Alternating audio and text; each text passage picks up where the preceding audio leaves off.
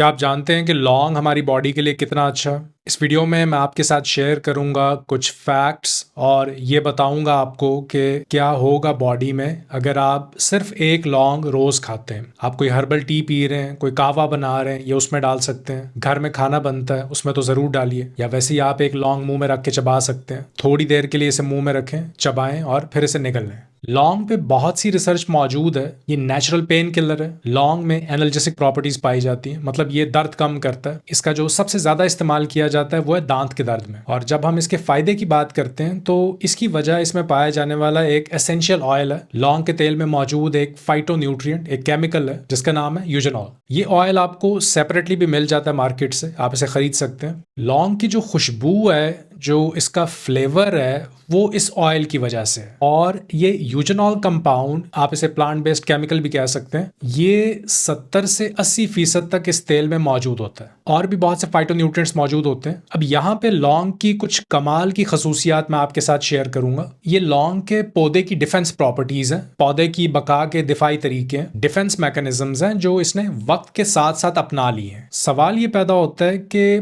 पौधे को किस चीज से खतरा है, इन्हें कुव्वत मुदाफियत की क्यों जरूरत है? तो पौधे को भी बैक्टीरिया, फंगस और वायरसेस के अटैक का खतरा होता है। ये जरासीम हवा से, गंदे पानी से, कीड़े मकोड़ों से पौधे में आते हैं और फिर पौधे का इम्यून सिस्टम, इनका दिफाई निजाम इनके अटैक को रोकता है। यही वजह है कि लौंग में antiviral, antibacterial, even anti fungal और एंटी पैरासिटिक प्रॉपर्टीज पाई जाती हैं। यही इसका सबसे बड़ा फायदा है और इसी वजह से इसका इस्तेमाल फायदेमंद है। कुछ लोगों में कैंडिडा या फंगस की ओवर ग्रोथ होती है। बैक्टीरियल बायोफिल्म्स बॉडी में मौजूद होती हैं जो बाद में दांतों के प्लाक में तब्दील हो जाती हैं, या कोई गम इन्फेक्शन हो सकती है। तो लौंग का तेल या खुद लौंग को चबाना बहुत ज्यादा फायदेमंद है। कुछ लोग लौंग के तेल को सर पे भी इस्तेमाल करते हैं डैंड्रफ खत्म करने के लिए, और ये बहुत अच्छा काम भी करता है। डैंड्रफ एक खास किस्म की फंगस मेलासीजिया की वजह से होती है, और कुछ स्टडीज में तो ये भी लिखा गया है कि लौंग का तेल ये मेलासीजिया फंगस जो जहरीले मादे पैदा करती है सर की जिल्द पे, इन्हें कम करता है। टॉक्सिन्स को कम करता है जो Malassezia fungus as a by product बनाती है। लौंग पे की गई रिसर्च में लिखा गया है कि जब किसी एंटीबायोटिक के साथ आप इसे खाते हैं तो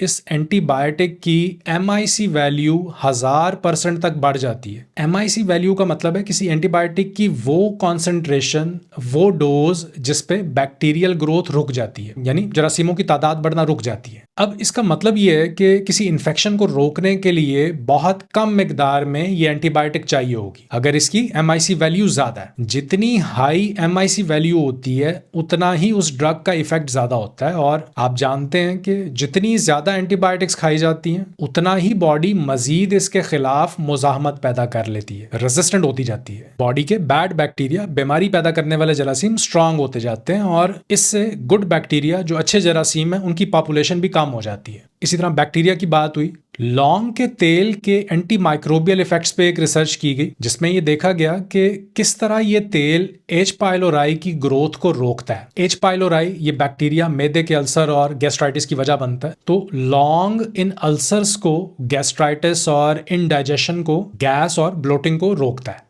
फिर उसके बाद ये जो फाइटोन्यूट्रिएंट है इसमें, यूजेनॉल, ये बॉडी में एक एंजाइम मोनोअमीन ऑक्सीडेज के एक्शन को रोकता है। ये एंजाइम इनहिबिटर के तौर पे काम करता है। इस एंजाइम एक्शन को रोकने से बॉडी में न्यूरोट्रांसमीटर्स जैसे कि डोपामीन, सेरोटोनिन, नॉरएपिनेफ्रिन, ये सारे मूड को बेहतर करने वाले न्यूरोट्रांसमीटर्स हैं हमारी बॉडी में, इनकी तादाद में इजाफा होता है। ये केमिकल्स होते हैं हमारी बॉडी में जिनके होने से मूड अच्छा होता है, डिप्रेशन और एंजाइटी कम होती है। लौंग के एंटी इन्फ्लेमेटरी इफेक्ट की बात करें तो ये आर्थराइटिस के लिए बहुत अच्छा है। कुछ स्टडीज में इसकी एंटी कैंसर प्रॉपर्टीज पे भी बात हुई है, specifically lung cancer. Chinese traditional medicine में इसे पिछले 3000 साल से इस्तेमाल किया जा रहा है। सदियों से ये हमारे खाने का हिस्सा रहा है। बरसगीर पाक-ओ-हिंद में जो खाना बनता है उसका ये अहम जुज्व है।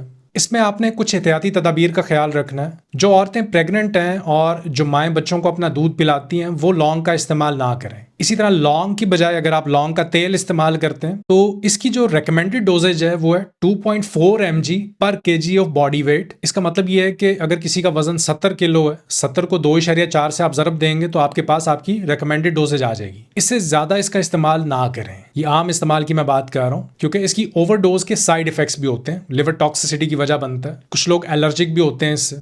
अगर खाने से आपको कोई डिस्कम्फर्ट फील होती है तो ऐसी सूरत में ना इस्तेमाल करें।